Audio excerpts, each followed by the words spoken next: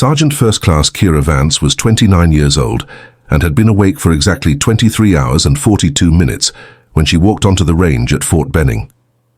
The Georgia sun hadn't fully risen yet, but the heat was already building, turning the red clay into something that stuck to boots and made every step feel heavier. She carried her rifle case in one hand and a thermos of black coffee in the other. Though she knew that caffeine wouldn't do much at this point, Kira had spent the last day running combat scenarios with her unit, training exercises that pushed everyone past their limits. Most soldiers would have gone straight to their bunks afterward. Instead, she'd volunteered for the Advanced Marksmanship Qualification course, a brutal test that only happened twice a year. The course director had raised his eyebrows when she signed up. He'd looked at her uniform, noted the Ranger tab she'd earned 3 years ago, then looked at his watch and asked if she was sure she wanted to do this today. She was sure. If you want to hear more stories about veterans who proved everyone wrong, hit that subscribe button. These are the stories that deserve to be told. Kira grew up in rural Montana, where her grandfather taught her to shoot before she could ride a bike. He'd been a Marine Scout sniper in Vietnam, and he believed that precision wasn't just about pulling a trigger. It was about breath control, patience, and understanding that the space between heartbeats was where perfect shots lived. By the time Kira was 12, she could hit a target at 300 yards with iron sights. By 15, she was outperforming adults at competitions across 3 states. Her father had been a different kind of teacher. He was a surgical nurse who worked night shifts at the regional hospital, and he'd taught her that exhaustion was just another variable to account for. He'd come home after 16-hour shifts and still help her with homework, still make breakfast, still show up. Performance under fatigue wasn't about toughness, he'd told her. It was about systems, routines, knowing your body well enough to predict when it would fail and compensating before it did. When Kira joined the army at 18, she brought both lessons with her. She made it through Ranger School on her second attempt, one of only a handful of women to earn the tab at that time. In Afghanistan, she'd served as a designated marksman with the 75th Ranger Regiment, taking shots that others said couldn't be made. She'd learned that being underestimated was just another advantage if you knew how to use it. The briefing room had been packed that morning, 20 soldiers waiting to hear about the qualification course. Colonel Marcus Hendricks stood at the front, a career infantryman with 3 deployments and a reputation for running the toughest training programs on base. He'd gone through the requirements slowly, making sure everyone understood what they were signing up for. 12 shooting positions. Distances ranging from 300 to 800 yards. Environmental factors including wind estimation, elevation changes, and moving between positions under time constraints. The pass rate was historically around 40%, and that was with rested shooters who'd had time to prepare. When he'd seen Kira's name on the roster, he'd stopped talking. He'd looked right at her, sitting in the 3rd row, and said something that made several soldiers turn around to stare. He suggested she might want to reschedule. The course would still be here in 6 months. There was no shame in waiting until she was properly rested. She'd kept her face neutral and told him she appreciated his concern. But she was ready now. The colonel had frowned and continued with the briefing, but the damage was done. As they'd filed out, Kira heard the whispers, heard one staff sergeant say that sending her out there sleep-deprived was irresponsible, heard another soldier mention that the army had different physical standards for women. Maybe they should have different cognitive standards too. Lieutenant James Okafor, one of the other shooters, had caught up with her outside. He was a good soldier, someone she'd trained with before, and his face showed genuine worry. He told her that nobody would think less of her for postponing. That pushing through exhaustion just to prove a point wasn't worth the failure on her record. Kira had thanked him and kept walking toward the range. Standing at the first shooting position, Kira let herself acknowledge how tired she really was. Her eyes felt dry and heavy. There was a persistent ache behind her temples that wouldn't fade. Her hands were steady for now, but she knew that fine motor control would be the first thing to deteriorate as fatigue deepened. She thought about her grandfather, who'd told her that doubt was a luxury snipers couldn't afford.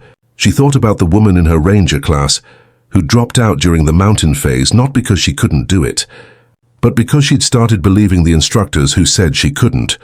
What frustrated Kira most wasn't the colonel's concern. It was the assumption underneath it. Nobody had questioned Lieutenant Okafor's judgment, and he'd been through the same training exercises she had. Nobody had suggested that Captain Morrison reschedule, even though he'd admitted to sleeping only 4 hours.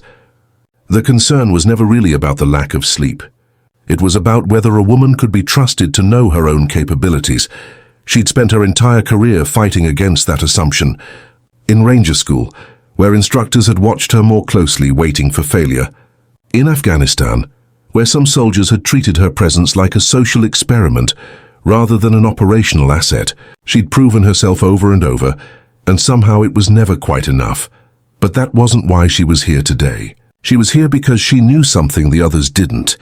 She'd mapped her own performance degradation. She knew exactly what she could still do. The first 4 positions went smoothly. 300 yards, prone position, minimal wind. Kira controlled her breathing and placed 5 rounds within a 4-inch group. The range officer, a master sergeant named Chen, had marked her scorecard without comment. At the 500-yard line, she started feeling the fatigue in her vision. The target seemed to shimmer slightly in the heat waves rising from the clay. She compensated by taking longer between shots, letting her eyes refocus completely before each trigger pull. All 5 hits. Center mass. By position 7 at 600 yards, her hands had developed a fine tremor, not enough that most people would notice, but enough that she had to adjust her grip. She fired from a kneeling position, which required more muscular control than prone. The first shot went wide by 3 inches. She corrected, slowed her breathing even more, and put the next 4 rounds where they needed to be. Colonel Hendricks had shown up at position 8. He stood behind the shooting line with his arms crossed, watching through binoculars. Kira heard him talking to Master Sergeant Chen, asking how she was performing. Chen had replied that she was currently running at 92% accuracy, well above the passing threshold. The colonel had asked if Chen noticed anything off about her form. Chen said no. At position 9, 700 yards with a crosswind, Kira missed 2 shots. She'd miscalculated the wind speed, and by the time she'd corrected, she'd already wasted ammunition. Her score dropped to 86%. Still passing, but the margin was shrinking. Lieutenant Okafor was shooting at the adjacent position. He'd finished his string and walked over during her prep time. He told her quietly that she'd already proven her point. That nobody would blame her if she withdrew, now with a respectable score rather than risk failing. The last 3 positions, Kira asked him if he'd ever withdrawn from a qualification course while still passing. He hadn't. Answered, position 12 was the nightmare scenario that separated qualified marksmen from true precision shooters. 800 yards, elevated position, shooting downhill at a 15-degree angle. Target partially obscured by a terrain feature that required holdover calculations. Wind gusting between 8 and 12 miles per hour from the northeast. 5 shots, 5 minutes. Kira's vision was tunneling slightly from exhaustion. She could feel her heartbeat in her temples. Her mouth was dry despite the water she'd been forcing herself to drink. This was the point where her father's lessons mattered most. She ran through her systems check. Rifle position, sight picture, breathing pattern, trigger finger placement. She'd practiced these movements so many times that they existed below conscious thought. Muscle memory built over thousands of hours. Her grandfather had told her that the body remembers what the mind forgets. That training created pathways deeper than fatigue could reach. The first shot went exactly where she'd aimed it. She heard the spotter confirm the hit through the radio. She worked the bolt, ejected the brass, chambered the next round. Breathing, sight picture. The wind had shifted slightly. She adjusted her hold. Second shot. Another hit. Colonel Hendricks was standing directly behind her now. She could feel his presence, could sense the judgment. She blocked it out. There was only the target, the wind, the rifle, and the space between her heartbeats. Third shot, hit.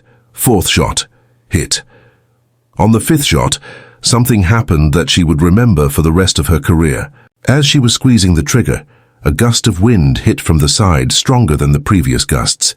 In the fraction of a second between trigger break and bullet flight, her body made a micro-adjustment. Her shoulder shifted maybe half an inch. Her cheek pressure on the stock changed infinitesimally. She didn't think about it. Didn't plan it. Her body simply knew. The bullet hit center mass. Perfect shot. Master Sergeant Chen called the ceasefire and walked down to check the final target. When he came back, he was shaking his head slowly. All 5 shots within a 6-inch group at 800 yards. In competition shooting, that kind of precision would win matches. Under these conditions, it was nearly impossible. Colonel Hendricks stepped forward and asked to see her scorecard. Chen handed it over. 94% overall accuracy. The colonel studied the numbers for a long moment, then looked at Kira directly for the first time that day. He told her he'd made an assumption, that he'd let his concern override his professional judgment, that she'd earned this qualification more thoroughly than most shooters he'd seen, and he wouldn't forget what she'd demonstrated today. The debrief happened 2 hours later, after Kira had finally allowed herself to sleep. When she walked into the conference room, Lieutenant Okafor stood up and told her directly that he owed her an apology. He'd questioned her decision based on factors that had nothing to do with her actual capabilities. Several other soldiers in the room nodded. One captain who'd been in the briefing that morning said that watching her shoot had changed how he thought about performance assessment entirely. Colonel Hendricks used her qualification results in the next training officers' meeting. He'd made copies of her scorecard and distributed them as an example of what proper preparation looked like. But more importantly, he'd acknowledged his own bias publicly. He told the assembled officers that he'd let demographic assumptions override empirical evidence of capability, and that it was a failure of leadership on his part. Within 3 months, the Advanced Marksmanship Program changed its screening criteria. Instead of requiring command approval for soldiers to attempt the course under non-standard conditions, the new policy focused purely on recent performance metrics.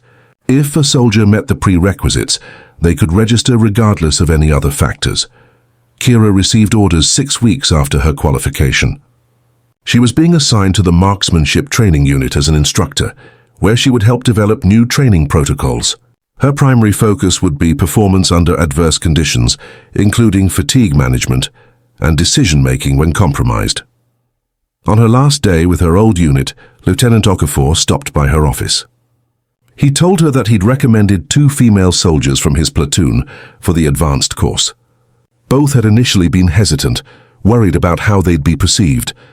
He'd told them about Kira, about what real competence looked like, about how the only person who needed to believe in their capabilities was themselves. Kira didn't think of herself as someone who'd changed anything important. She'd just shown up and done her job. But maybe that was the point. Maybe the most powerful thing she could do was simply refuse to accept limitations that others tried to place on her. Maybe proving them wrong wasn't about anger or vindication. It was just about being so undeniably good that the assumptions couldn't survive contact with reality. She'd been awake for 24 hours when she'd walked onto that range. She'd hit every target that mattered. And she'd do it again tomorrow if she had to.